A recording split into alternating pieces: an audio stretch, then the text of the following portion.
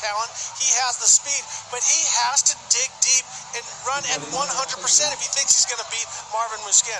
Marvin runs so intense, and is as we heard McElrath say, to anger yourself every time to get back on that starting line and get yourself fired up. And that's what Marvin Musquin does, is that he seems like a very calm, mild-mannered, but then he puts the cape on and he becomes Superman when that gate drops. All right, so you want to make some picks here between these two? I think just Marvin with the full combination. I got to go with him. I love Josh Hansen for what he's doing and how hard he's worked, and I love to even seeing the condition. I didn't see him breathing really hard. He didn't look tired, but if he can run the same intensity as Marvin, he's got a good chance of beating him. Marvin is just in such a zone right now. It almost doesn't matter what track or who you're throwing up against him. It's hard to pick against Marvin, so I'm going to make that my pick. Will, you've been taking the temperature of everything down there. You got to talk to these two riders. What do you think? Well, I've got some ground to make up here, Jason, you know, because 2-stroke and light, I got them both wrong. So I've got some ground to make up here. So I tend to agree with you. It's tough to bet against Marvin, really. Look at his performance. Hasn't lost a single race here at Red Bull Straight Rhythm. So I'm going to play this one safe, and I'm going to go with Marvin Musquin. All right, and Tina, talking to the winners, which rider do you think you'll be talking to as the winner of the Open class? Well, first of all, I want to point out, and hopefully I'm going to be right on this call, in the 2-stroke, I picked Stanky. He won. In the lights, I picked Shane McElrath. He's won. So there's a lot of pressure on this Open class. On you, yes. Yeah. Yes. So I think I'm going to go, though, for Josh. He seems so confident. Even though he doesn't really, act like it, he is confident on that bike. And I just think he can give Marvin a run for his money, and that's my pick. A big win for Josh Hansen and for Tina Dixon. Let's see how this works out. This would be cool. Well, last year was certainly awesome, and let's show you what it looked like. Teammates, Red Bull KTM's Ryan Dungey, your 3-time and defending Supercross champion. But dare I say, he might be the underdog against Marvin Musquin, who's been putting in the fastest times. Dungey's got momentum on his side. He continues to close. Into the 8-pack. Here it comes. Musquin able to edge ahead. Does Dungey have anything left? He's given everything he has. But Marvin Musquin's going to beat him to the line. And with a heel clicker to celebrate, Marvin Musquin is the Red Bull Straight Rhythm champion. Man, it was so intense. I was pushing so hard, and Ryan was doing great. Woo.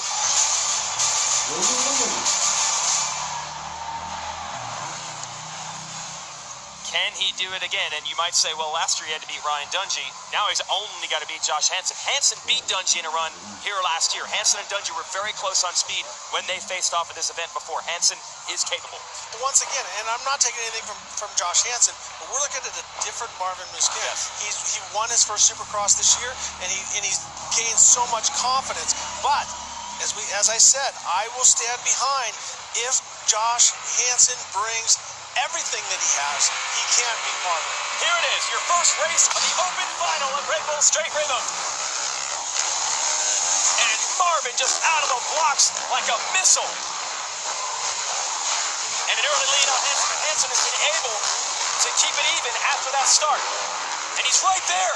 Hansen dropping the nose and getting back on the ground, actually a little bit quicker than Marvin. So Josh Hansen faster through the supersized rhythm section in the middle. Got the DJI drone shot there. Oh, and a little mistake from Hansen, who had done all that work to close in on Marvin. And now the advantage to the 25. And Musquin's going to get it, but Hansen certainly learned a lesson there. There are certain parts of the track where he was closing the gap. Should lead us to a great battle in the second run. And I have to give it to Musquin when it comes to intensity. Watch Musquin on the start. He's very aggressive when he's on the ground. He's hitting it very hard. And then Josh sort of gets a wake-up call and starts to make ground. You can see he's got that front wheel down, showing a lot of confidence and actually making time on Marvin at this point. But then he makes a small mistake in quick cases. We'll see how he's kind of reaching for it, and then he doesn't quite get over the top of the gator pit. And now we take another look at, this is the mistake, as he comes off, he cases there, and that throws him off to the right. That was all the difference at execution, but as far as the raw speed, Hansen had enough to keep the heat on Musquin. It's the closest anyone has been. Marvin looking to be perfect, not just win the event. but he's got a perfect record. He won the lights class at the debut of this event a couple of years ago. He won the open class last year. He has never even been beaten in a single run. Can he maintain that record, or can Hansen force a third race? That's all on the line here. Musquin with a 38.0. That is blistering pace. And actually, he had one a little bit quicker before, but that right there is matching the best speeds. There's KTM brass, Roger DeCoster on the right, Ian Harrison on the left. Those two call the shots over there for that team, develop the motorcycles. Having a good time. That is the dynamic duo, and I had the pleasure to work for Roger at Honda when he was working with Dave Arnold, so I had a very similar dynamic of those two. So when you're dealing right now, you're looking at the upper echelon and what people are trying to be like when it comes to being team managers and running a flawless team. But could the privateer Hansen on the Suzuki upset Marvin Musquin here? He has to win this, or Musquin is once again your champion of Red Bull Straight Rhythm. Hansen, second-generation rider. He raced against his dad, the multi-time champion in his own right, always known for the great style and talent. Will it be enough to stop the buzzsaw that is Marvin Musquin?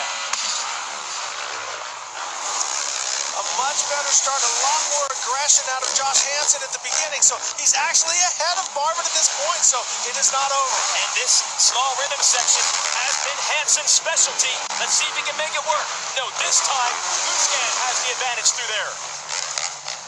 The DJI drone cam here showing you the roost. And getting roosted and taking it right in the face. Let's still keep going, but Marvin not making one mistake at this point. No, Hansen's run has been nearly perfect, yet still Musquin able to edge away. He can now see it. A second straight victory in his sights. Marvin Musquin wins again. And his patented heel clicker to celebrate. And he's been doing a lot of those lately because there have been a lot of celebrations. Marvin Musquin has gone next level. Hansen, he did what you said he needed to do. He brought everything he had in that one. Yeah, and he needs to hold his chin up. As you watch both of them, very, very close, but it was Marvin that was able to just, the time on the ground is where Marvin made the time. I don't think Josh could have jumped any faster or any better, but when Marvin was on the ground, he would see right there, he would pull a bike length, pull a half a bike length. All these little times on the ground is what helped him out.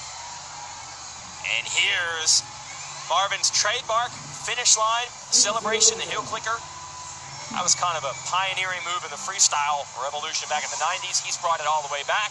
We know tonight with the two-stroke celebrations, fans always like a little nod to the past. And Marvin Musquin in the present is becoming an unbeatable force, and Tina has him. Yeah, well, a huge congratulations to Marvin yet again. You just did it, and you did it so consistently. But there were times where Josh was keeping you close, but how did you get it done? Yeah, I knew Josh was pretty fast. I mean, he's such a technical rider. I scrubbed it way too much at one time. I mean, my bike was completely sideways, and I thought it was going to go wrong, but managed to put it off. And yeah, I mean, there's some sections where you're like, man, I want to go faster, but obviously it's hard, and you have your competitor right next to you. You can feel him. But at the end, I had a decent gap, so I could breathe before the finish, actually. It was not super tight, so it was good. But congrats to all the guys, all the riders. Thanks to Red Bull for such a cool event.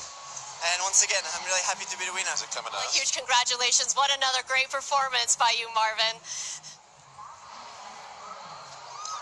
Wow, what an incredible night. And you said it earlier, it would have to be mistake-free racing for Josh, but overall, your thoughts tonight? Overall, obviously, Red Bull gave us this great event. I had a lot of fun out here. The racing was great. I sure wish I would have been out there, but, it was still fun watching. I mean, I'm around the corner anyway, so I really enjoyed my time up here with you guys today. And yeah, Marvin, obviously, he won it again, back-to-back. Yeah. Congrats to him. Josh rode really well. And honestly, Josh was mistake-free, and Marvin, though, too, plus just a little bit faster. But Marvin really hit his marks all day today, so that ultimately is what got him the championship here tonight. Well, perhaps you can be the man next year that can put a dent in the fact that Marvin Musquin has never lost a race. Next year, same time, same place, except you'll be down there. Correct. I'll be right there. All right. Thanks for watching, guys.